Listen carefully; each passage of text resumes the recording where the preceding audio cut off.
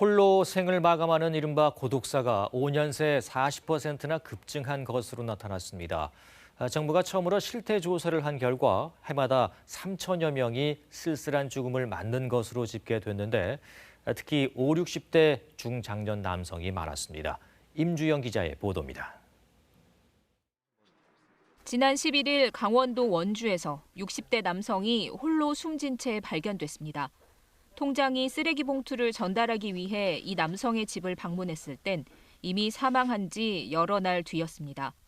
가족 등 주변과 왕래 없이 지내다 혼자 임종을 맞고 시신이 뒤늦게 발견되는 전형적인 고독사 사례입니다.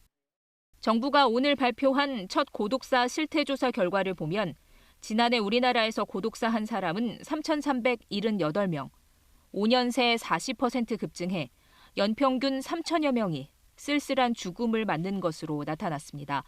고독사는 고령층보다 5, 60대 중장년층, 특히 남성에게서 두드러졌습니다. 지난해 고독사 사망자 가운데 50대 남성은 26.6%, 60대 남성은 25.5%로 합하면 절반이 넘습니다.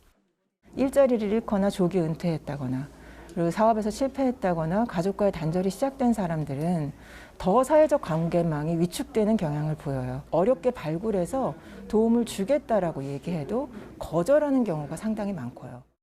젊은 층의 경우 전체 고독사에서 차지하는 비중이 크지 않지만 자살로 인한 고독사가 상대적으로 많았습니다.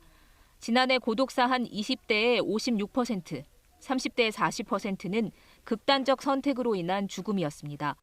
사회적인 고립이라든지 은둔형 외톨이, 청년층에 관련된 그런 문제점들이 여실히 이제 드러나는 그런 이제 상황들이고요. 우울감을 좀 완화시킬 수 있는 그러니까 정신건강복지센터의 연계.